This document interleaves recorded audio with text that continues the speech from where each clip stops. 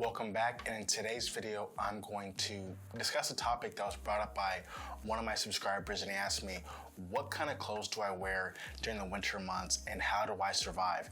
And the simple answer is I wear a lot of Carhartt. I'm a shill for Carhartt a lot. I love the brand, and from my experience they're one of the best. So I'm going to get into that and I'm going to show you what I wear throughout the winter months. Let's get into it. Now here's a little bit of background information about me. I've been a carpenter for 6 years, going on 7 this year, and so this is gonna be my 7th winter. I've tried a lot of different things as far as like clothing, apparel. I went to Goodwill and thrift stores and bought jeans there, but those just tend to get torn and get worn out a lot quicker because those jeans and clothes are not meant for construction. One snag, one rebar, sticking up, it's just gonna be over for those clothing. So I tend to buy more construction related clothing, and that's why I stick with Carhartt. So hope you guys enjoy. And by the way, if you're in the trades and you're working outside, I just want to salute you before I go any further. Most people will not understand how hard it is, especially when they work in, environments that are like heated or cooled in the summer and the wintertime. If you work outside, taking care of your family and supporting yourself, I want to salute you. First off, I'm going to talk about the extremities, the feet and the hands. For my socks, I tend to buy boot socks. These are like thicker with the wool in there, and then I tend to wear another pair underneath. So this is for keeping you warm, and this is for keeping the sweat off your feet. When I tend to wear the wool socks straight on my feet, it tends to get really, really sweaty. So I like to wear either like the Carhartt or a regular pair of socks, gym socks, to keep the sweat off my feet, but then the wool socks keep them warm. I think that's a really good combination. Now, there's not a certain brand that I prefer. I think when it comes to like the socks, I'm not really bougie, and I haven't really seen a significant difference between like a boot sock from Danner or just a generic one from my Costco. So I don't really worry about that as much. I just know that, one season they're gonna get worn out, so I don't expect too much out of them. They're socks, they're whatever, but this is my combination that I wear, and it works out pretty good for me. Now, when it comes to the gloves, a couple things to think about.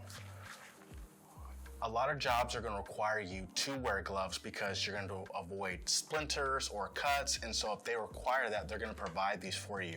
Now, these gloves have good grips, so when things get wet or when things are really cold, it's easier to hold on to, but these do not keep your hands warm at all. You're going to tend to wring them out a lot, they're going to be wet a lot, and they're not really effective for keeping your hands warm.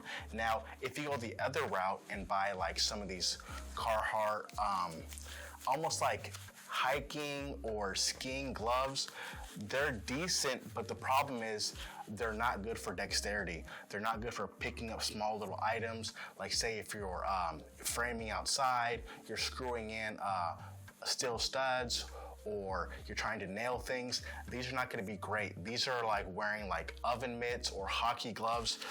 They're not good. But the one benefit they do have is, say if you're setting up form work, something that's like more big, like setting lumber, or you're hauling stuff off trucks, these are good. There's not very many applications where these are actually going to be viable. So again, when it comes to the wintertime, you're gonna have to pick your poison and embrace the suck. These are 2 different kind of brands. They both are cut safe. This is MaxiFlex, and this is a new brand called Cutless that my company's trying out. Again, if your company is going to require you to wear them because for protection, they usually provide them for you, so you're not going to have very much choice when it comes to the company brand. If you want to spend the extra money and buy them yourself, you can, but again, they're going to give you the best probably you're going to buy, and I mean, that's probably your best option when it comes to gloves. For many of you that are in construction, you already know that there are times when you're going to get really sweaty even in the dead of winter. So what I do is, my first layer, even underneath my shirt, I wear something that's going to wick the sweat off my body. And that's why I wear like a thermal brand type material. No brand is important, it's just make sure it's like a thermal type material. It's gonna hug your body, but also get that sweat off you. Or I also wear the Nike running tech, especially if I'm gonna be doing something super labor intensive, setting forms, framing, some that's run and gun. I wear this material because it's the best for getting the sweat off your body. It's meant for running, so when you run, you sweat a lot, so this is great.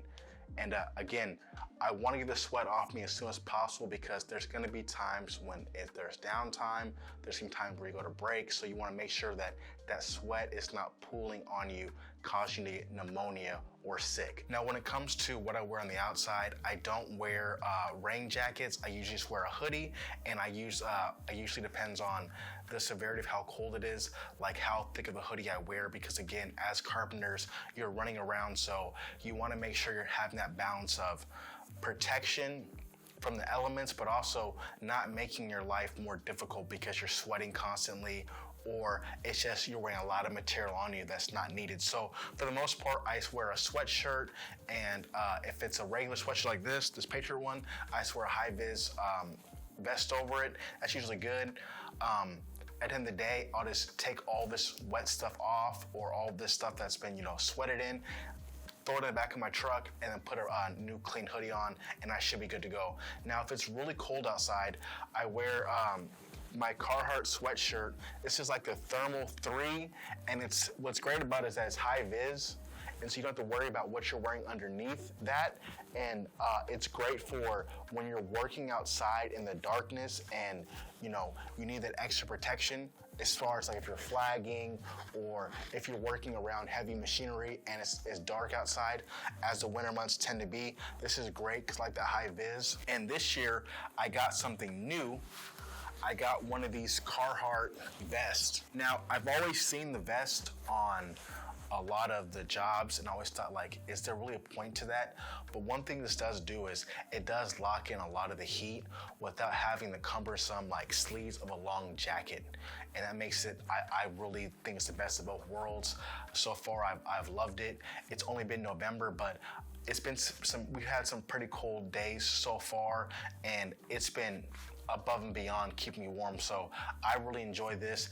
It's not that expensive. I thought it was worth it. So again, I don't tend to wear heavy jackets over everything. I just wear hoodies, and this vest is probably the most I'm ever gonna do. Now, when it comes to pants, I just wear the standard Carhartt pants with the belt loop for a hammer holder, and just the pockets on the side. They're like kind of like cargo, but not quite. They're more like a canvas material. They're pretty thick. They survive pretty good in the wintertime. If things get really bad, I will wear like a thermal long john underneath, but overall, I usually just wear just a regular pair of Carhartt jeans. And the reason why I like Carhartt so much, obviously, I'm not sponsored because I have a small ass channel, but one thing I do like is if you go to Carhartt and you're a union member, they give you a discount. So anytime a company gives union discounts, I'm gonna go and give them my business because I appreciate that. So that's why I have a lot of Carhartt clothing. Now, when it comes to like my head, sometimes I wear a beanie. That's usually just good to suffice. A beanie under my helmet, and that's usually good enough. But if it's really windy outside, say I'm like in the gorge area, or sometimes towards the coast, I will wear a gaiter. This one thing that 2020 taught us that, face shields are decent for keeping you warm in the wintertime. Of wearing a face shield is, once you put your safety glasses on and you put your gaiter over your nose, your goggles tend to get fogged up really, really fast. And that's unsafe because you can't see your goggles, you don't know what you're cutting. And so during the pandemic, that was fine. Like OSHA said, wear your mask, don't worry about your glasses much. And for me, I would much rather save my eyes than have, splinters in material flying in my eyes, or hardy dust. Those kind of things are, I'm way more fearful of losing my eyesight than getting sick from the pandemic, to be honest with you. So, because I'm still pretty young. Now, Klein has a ski mask that has a place for the mouth and has that penny gem short material, so you can breathe out of that and it doesn't fog your glasses up as much. It's not perfect. If you still breathe out of your nose a lot, it's going to still fog up quite a bit, but at least it gives you a little bit more protection, and it fully enwraps your whole entire head, which I definitely do like. And so, in the wintertime, my company tried to buy the fogless glasses, and none really tend to work. They tend to just really pull up a lot of water inside of here, and they still get fogged up after a while. So really, you're gonna find that trade-off. Like I said before, I definitely value my eyesight way more than keeping even warm. So if it comes down to it, I'll just thug it out with wearing a beanie on my head and maybe a gaiter like right under my neck area. You know what I'm saying? It's not that serious. Like I said, when it comes to carpentry and construction, you just have to embrace the suck. I know a lot of times people are kind of afraid, like, well, what am I gonna do? How bad is it? It's gonna be bad, but you'll get used to it. And now it's gotten to the point where if it starts raining outside, like I'm walking with my wife, she's running off because she doesn't want to get wet. But me, I just don't even care anymore. I've kind of grown immune to getting wet. I'm immune to the cold. It just happens. I just kind of roll with the punches. And so that's what happens as you go along longer and longer in the trade and in your career. So again, these things do make it easier, but for the most part, it's gonna be what it is, and that's working outside. You know what I'm saying? So I hope you guys liked the video. I hope you guys got a couple ideas. I'm going to leave all of the items and pricing in the description. If you like this type of video, please like and subscribe. And again, join the Discord channel if you want to start talking and have conversations. Hope you guys enjoyed. I'll see you guys again next time. Peace.